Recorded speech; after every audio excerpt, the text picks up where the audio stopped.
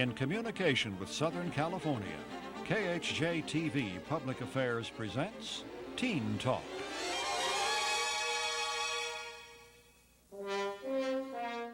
Studies show that 40% of American children are aware of the nuclear threat by age 12. Research indicates that 70% of children in grades 5 to 12 believe the United States could not survive a nuclear attack.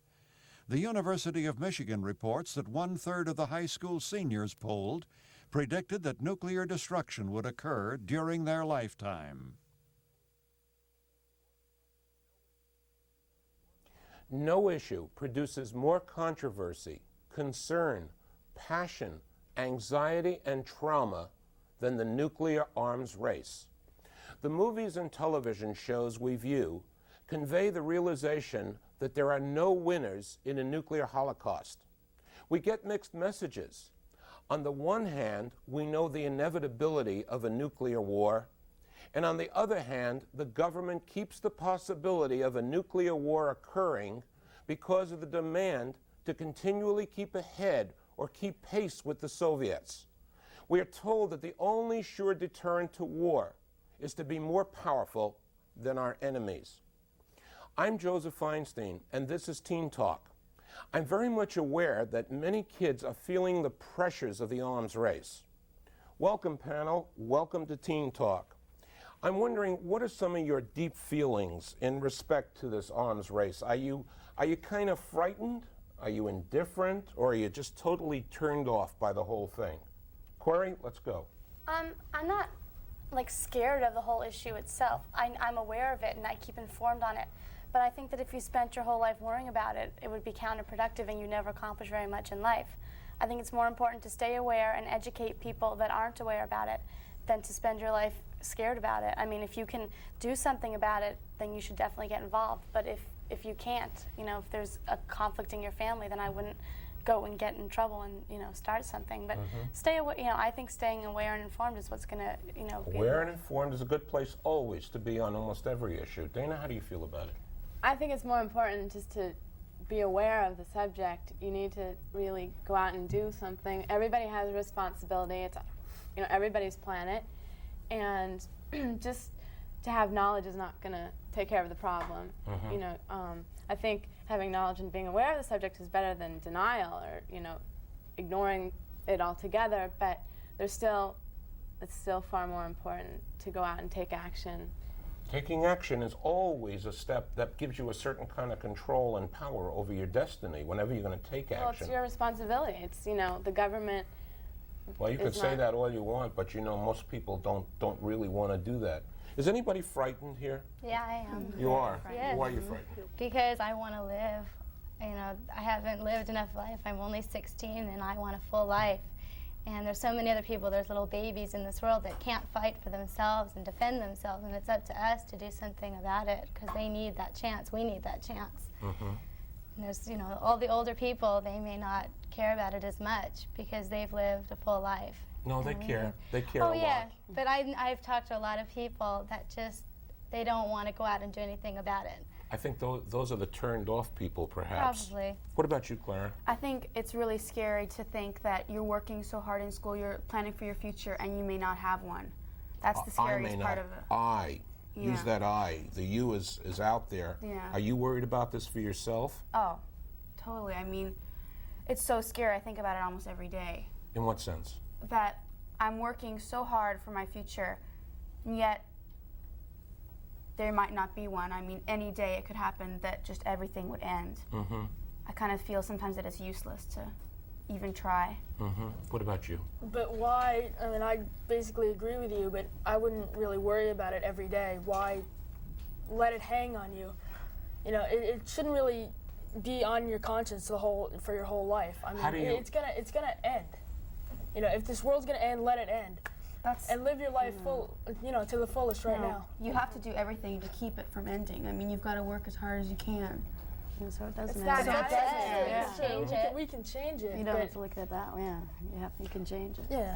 Well, do you think that the United States or Russia would throw a nuclear bomb at each other? Do you think that that's Purposely, going to no. happen? No? Jay, how do you feel? I'm really scared that that's going to happen in the heat of anger. You know, we throw things to them, they throw things back to us, and it gets elevated. But I think it's probably going to be one of the smaller countries that they don't have anything to lose by throwing a nuclear bomb at us. You know, because they're on the verge of destruction already. Mm-hmm. But Can I say something? Yeah, sure. That's not the only issue. I think there's computer malfunctions all the time. I mean, the more we escalate, the more chance of a malfunction and of a mistake. You've been going to the movies a lot.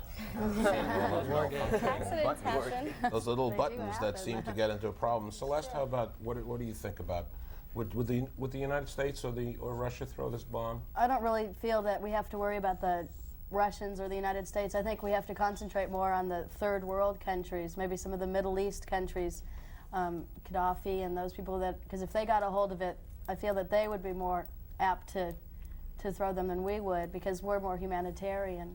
Well, when did you guys first become interested in all this whole thing? When did you first take notice that there was nuclear bombs? Jay? well, it was around when you get into high school and things start happening. You start learning more and more things, and the day after had a big effect on That my. show. It was really scary. I mean, and that's not even. Then everyone says that's not even a percentage of what the destruction that would have occurred. They could dodge it, but we can't. And it's really a lot more dangerous than that.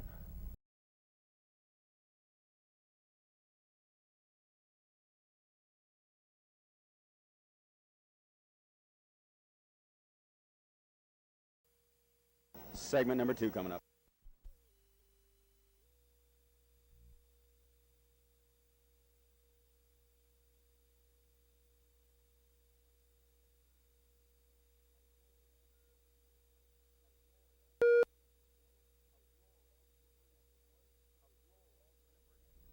A poll at the University of Michigan indicated that 1/3 of all high school seniors felt that nuclear destruction would occur in their lifetime. Panel, how do you feel about this? Do you think that nuclear destruction will occur in our lifetime? Eddie? No, I don't, because there won't be any history, and if there's no history, there won't be any heroes. I don't think like Russia's going to set it off. I think it'll probably be, if there's going to be anything, it'll be some Iran or something like that. So you're saying no, this will not occur in your lifetime. You don't think so? No. Uh-huh. How do you feel about it, Corey? I agree. I totally don't think that they're going to do it right now. There's too much going on in the world right now. Their minds are occupied with other things. There's so many different things to worry about. That to start a nuclear war, they know. I mean, except if a little country did it, that would be different. But I don't think that the Soviet Union or America. When you guys are sitting around with your friends and you're talking about this issue, what do you talk about? I mean, what seems to emanate? What comes out? Clara? I guess we're all really scared about it, and we just talk about it, and we talk about things that we can do to prevent it, groups that we can join, rallies we can attend. Are you doing something about it? Yeah, in Pasadena, my friends and I have started a group called LA STEND, which is LA Students for the Understanding of Nuclear Disarmament. And what do you do? We watch films about how kids feel about it. We had a physician come to talk to us about what exactly would happen if a nuclear war occurred, and we just sit around and discuss. Are your friends optimistic or pessimistic? I guess optimistic, because we think that if everybody works together, we can have a reduction and stop the... Lisa, you've been working for this in what ways? What do you do? I go with my mom to rallies and I discuss it and I help out with the meetings and things like that. And I've watched a lot of films and I talk with my friends because that's the best way to do it. If you talk to people you know and you try to get them aware, and then if you're already involved, then they can come with you and you can get them involved. And if everyone did that, then we could start trying to Okay, so you're all gung-ho about doing this thing and getting people interested and aware and excited, and what do your friends say to you? Most of them agree with me, but they don't want to go out and do anything about it. My friends don't want to get involved. Let Billy do it, let Solly do it, let Lisa do it, let Clara do it, let Celeste do it, let Corey do That's it. the problem. But don't bug me. I got other things on my mind. I got to go see the next Travolta movie, or Michael Jackson concert is coming up, right? Or wrong? Wrong. Wrong. Depends Wrong? on the Tell me. people. Well, I'll support you, but I don't think that in order to stop a nuclear war, I have to participate, and everybody has to participate. There's people who participate in rallies and everything, and people who watch. And I watch and I pay attention and I agree, and I put in my vote. I think that it's part apathy, but also just a lot of people are in denial and they don't want to face the fact that there is a nuclear shadow above us and that it could happen any day, because it's a scary issue. That's a wonderful word you're using, denial. It's the proper word that's used with a lot of issues that we don't want to look at.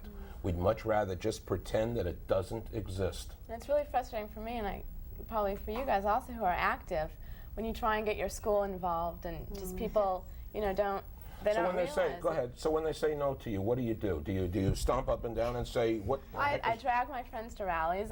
You do? A lot of them who I've got a lot of my friends, I've got them to think about the issues, but I had this past summer I was a canvasser. I went door to door and talking to people, and not just people my age, but older people. That there's people actually there that don't think there's an arms race. It's incredible. People pay tax into the military. I mean, the more and more money keeps pouring into the defense, and there's people still that don't realize. How old are you? 18. You really care about this issue. Yeah. This really, really matters to you. Why does it matter to you so much, and why not to so many of hundreds of thousands and millions of other kids, also 18, who are possibly going to face, total annihilation? I haven't figured that out yet. I think that I'm motivated. I have a feel for humanity, and I don't see it as the Soviets and the Americans. How do you see it? I see it as we're all one planet, we're all one world, we're all one race. And in a nuclear war, you can't distinguish between communism ashes and American ashes. You're all. Everybody's gonna be dead. What'd you say, Jay? I said everybody's gonna be dead. Everybody's gonna be whose ashes it is. Well, you're very vitally interested in your way. What are you doing to offset some of this stuff? Well, I think about it when I talk about it with my friends, and then discussions come up. And they probably say you are so participate. square, Golden. You are really so square. You don't know what you're talking about. Why aren't you? Let's go shoot some pool or play some golf. Well, there's things that there's other things in life than thinking about nuclear war and getting depressed about it. But still, you still have to think about it, and you have to know that that's a reality. That's possible. Before you asked Dana if she thought that many people cared, how many 18-year-olds really care? I'm sure they all really care, but they don't feel like doing anything about it. They know it's going to happen. How old are you, Craig? I'm almost 15. I'll be 15 tomorrow. Tomorrow, okay. Happy birthday. Now let's get down to serious stuff. Yeah. I really don't think we should worry about it, but it shouldn't be part of our daily lives. Constantly talking about it, constantly saying, it's going to happen. We're all going to die tomorrow. Live your life to the fullest, as I said. Do you think there's an attitude that we could change, though, and make a little bit better around the United States, around Russia, around the world? Well, I haven't really heard of all these rallies and all these talks, but people should start writing letters to our senators, to part of our government, and get our children's and teenagers vote into America. We don't get a chance to vote for propositions and stuff, so let us go into this. Celeste, how do you feel? I think that it's important that we not just say it's there and ignore it and live our life to the fullest. I think we need to all get involved. That's the problem that is happening now. There's people that don't even believe that there's a such thing as a nuclear arms race. I think it's important that we all believe that it's there and do something about it. We have to get out there and try to stop it. I think it's very important that you take it seriously.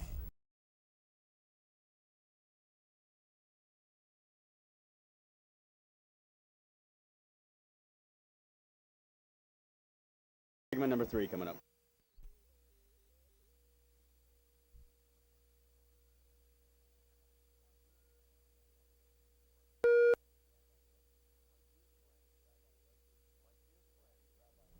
My dear friend, Rabbi Leslie Freund, died last year. Printed on the cover of his prayer service were the words, "We possess within ourselves, at every moment of our lives, the power to transform the quality of our lives.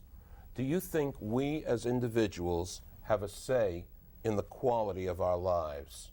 Lisa? Definitely, it's our lives. No one else can change it if we don't do something about it, and there's lots of ways you can make it better. How? By writing to the Congress, you can tell them that you don't want a nuclear war, and we have the say. They have to do what we say, and if everyone wrote, then maybe that would change it. And you just have to tell people about what's going on. Make sure everybody knows, because when people start getting involved and informed in any way that they possibly can, it's got to make a difference. I was told before we went on the air that Celeste had visited Hiroshima, and you saw what some of that devastation of one small, quote unquote, small atomic bomb can do. What did you see on your trip? What I saw was, when we went through it, was that there were still, you could see places were still burned down, and the look on the people's faces was terror. When they saw American people, they had sort of a look of envy and hatred towards us, and they were really scared. And they're also very aware of how important the nuclear movement is, and they enjoy talking about it. They want to teach. They think it's very important to teach the public and to teach our countries, and to make an example. Do they hate Americans as a result of that? No, they don't hate Americans. They just they feel sorry for us in a way that we would do something like that. That they feel that we need to be more educated and to live up to our standards and our beliefs as Americans. I think that we have dropped out a little bit. It's kind of interesting that we're the only people that have dropped an atomic bomb on anybody ever. Yeah. What did you sense as you were looking at these people and picking up and seeing this place? I sensed a lot of envy and scared. They're still scared. There's a lot of fear. They look out into the skies and just waiting for something else to happen and hoping it won't. It's like waiting for the second shoe to drop. A lot of people's families were totally destroyed, and they're still rebuilding. To this day, they're rebuilding their communities and trying to get the closeness back that they had. If those people are scared, panel, I want you to know that there's a lot of children who see these the day after, and they see some of these other programs that have been on television, and they are scared too. They're really frightened as they go to bed and maybe say their prayers or not say their prayers. What can you say to these people? What would you say? I think this is my own term, I say it's a subconscious radiation sickness. Subconscious radiation sickness. Yeah, Go ahead, explain. I just think that we're already being affected indirectly. The way we look at our future, I think there's no motivation. I mean, when you think about the future, and most teenagers and young children don't think there's going to be a future, and there's just no goals. Do you think that may be part of the reason why kids are dropping out of school? I Why think kids that's are having babies? I think that's committing suicide? The rise in drug abuse and the rise in suicide has a lot to do with that, maybe indirectly, but just the whole national spirit. National spirit. Go ahead, Jay. So what are all these groups going to do for that, for the kids who can't sleep and because they think they're going to die tomorrow because some wacko is going to drop a bomb on us? One of the things that I do remember is that President Roosevelt during World War II was very marvelous when he gave a speech on the only thing that we have to fear is fear itself. And each week when he'd give his fireside chats, I can remember the hope and the spirit of hope that he brought to an America that was fighting in a world war. And maybe that's what we could possibly have. What do you think President Reagan could do for all of us right now? Is there anything you would suggest to him?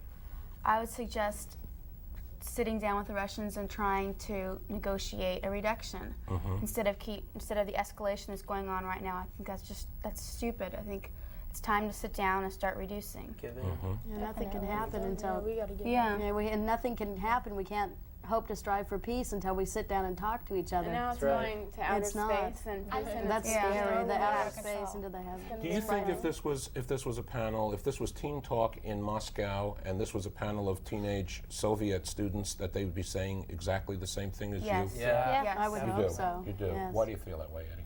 Because I think they're just as scared as we are about us, sending over a 25 megaton bomb.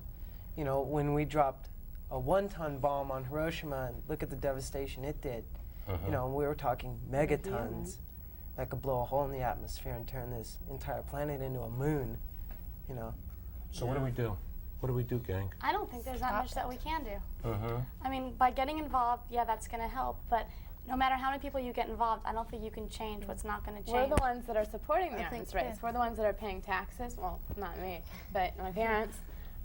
There's a lot we can do. It's Okay. that whole Education. attitude. How much are you Change going our to attitudes bring and down? policies. How many of the however many hundreds of nuclear bombs are you going to take away from the world? much They're is it gonna gonna Without disarm? thinking, without even contemplating, spontaneously, I want you to conclude the sentence, nuclear war is, Corey, nuclear war is, Dangerous. nuclear war is, Lisa. Annihilation of human beings. Nuclear war, Claire. Frightening. Nuclear war is reality. this reality. Nuclear war for you, Craig? Terrorizing. Terrorizing. And nuclear war for you, Dana? Inevitable. Inevitable. Nuclear war, Eddie? It's stupid. No heroes. Nothing.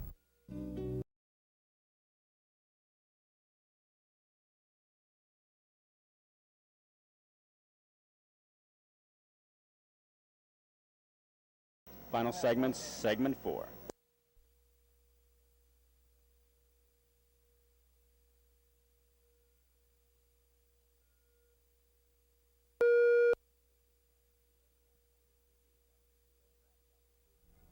In 1982, the U.S. had about 30,000 strategic and tactical nuclear weapons. The Russians, 20,000. Time has passed and the numbers have increased. What the world spends on the arms race in a 2-week period would be enough to subsidize adequate food, water, education, and health programs worldwide. It's difficult understanding these facts. It's more difficult when we try to think of what we can do about them. If you'd like more information on nuclear arms survival, there's a marvelous story in the January 1985 issue of Current Consumer and Life Studies, available from 3500 Western Avenue in Highland Park, Illinois, 60035. Panel, I want to thank you very much. You've shed a lot of information to make this arms race and the discovery new clear for all of us. Joe Feinstein for Teen Talk saying we'll see you very soon.